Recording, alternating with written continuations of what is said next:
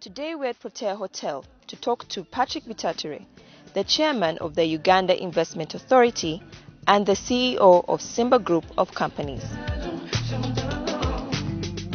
I was born in Fort Portal actually. My father is from Uganda. He was working in Fort Portal at the time. I think that's when he met my mother. And so I was born in Fort Portal. I don't have any recollection of my childhood there at all. I think they moved to Kampala shortly after because my brother, who's a year or so after me, was born in Kampala. We are 6 in the family, so 5 siblings. We were raised, as far as I can remember, in Kenya because my father worked in the East African community. He was, I think, the Director General of the East African Civil Aviation. And that's the earliest time when I got to know about what he was doing, what was his job when I was young, about 7 or 8. So I went to nursery school in Kenya and primary school in Kenya, I think St. George's Primary School, and then to Muthaiga Primary School until 1971, I think, or 1971, yeah. And then we came to Uganda. I joined Kitante Primary School where I did my P7. I didn't do well enough to go to any of the schools I'd applied to, Kisubi and Budo and all. So I ended up in Namasagali College. I'd heard of this school in Kamuli. It was called Kamuli College at the time. And there was this white father, Father Grimes. At the time, wasn't very well known. And he was a heck of a father and a heck of a headmaster. He made a big difference in my life. And he's known for receiving mediocre students and turning them around to make something out of you. So I really went into secondary school like that. I did my A-levels in Nyakasura school. I was a prefect in Nyakasura. I went on to be the head prefect. It was an interesting time. And thereafter I went to Makerere to do BCom. It was my first choice. And there I knew what I wanted in life, wanted to do business. I really didn't want to go to Makerere, though I'd been offered BCom. And it was on government scholarship in those days, and they didn't even pay us money to study.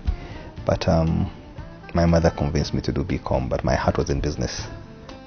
Bitature was to find a difference with the Ugandan and British education system. The latter had more relevance to the outside working world. After the first year, I really didn't want to go back to school. And I was on the plane most of the time doing business. So my mother insisted at the time that you've got to finish. So I went to London and I joined the London School of Accountancy. I did ICSA there. I liked that course because it was very appropriate to what I wanted to do in life. It taught me the principles of accounting. It taught me quite a bit about accounting, cost accounting, financial management, business planning. And it taught me commercial law. Company secretary, being a company secretary means you have to understand the law that applies to companies. So it was so much more appropriate for me at the time than what I'd been doing in Makerere as BCom. I think that the training I got in London helped me a lot. The exposure I got helped me a lot. And in my free time when I was there, I didn't work. All the time I was learning, discovering where to buy things, looking for industrial areas. Where do they make these goods? Why do they make them here? Why are the clusters here? You drive to Birmingham, to Manchester, you're going to the east end of London. You're always looking for things where you can buy them, source them cheaper.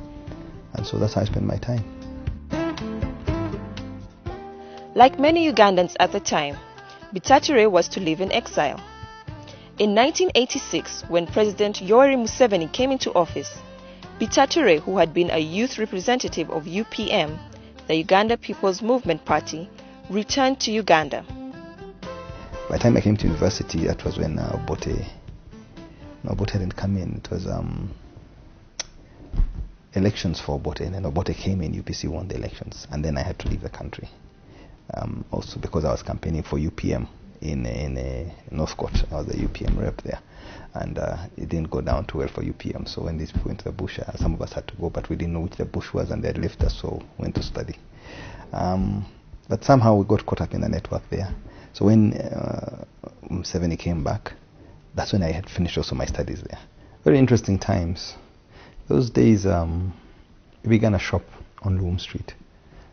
My mother, myself, and my brothers, a small family unit called Bita and Guma.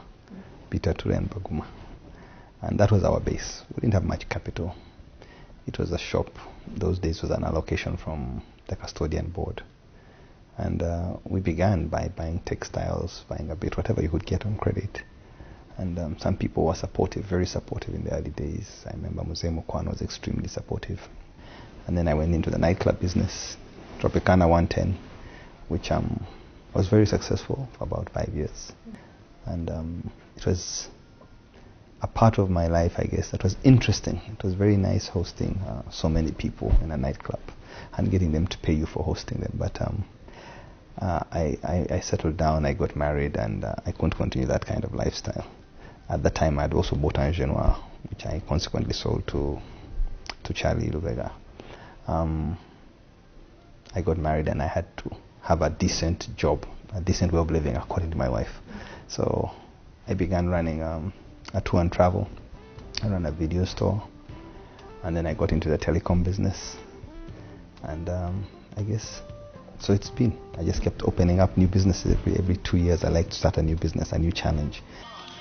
As the firstborn of Paul Bitature, Patrick did have quite a daunting task to live up to his father's legacy. But it was a challenge he faced head-on. Over the next 10 years, he was to meet with some success and failure in business. Did failure ever work as a motivational tool for him? I can't say failure is motivation. It's not motivation, but failure is a very important part of the learning process.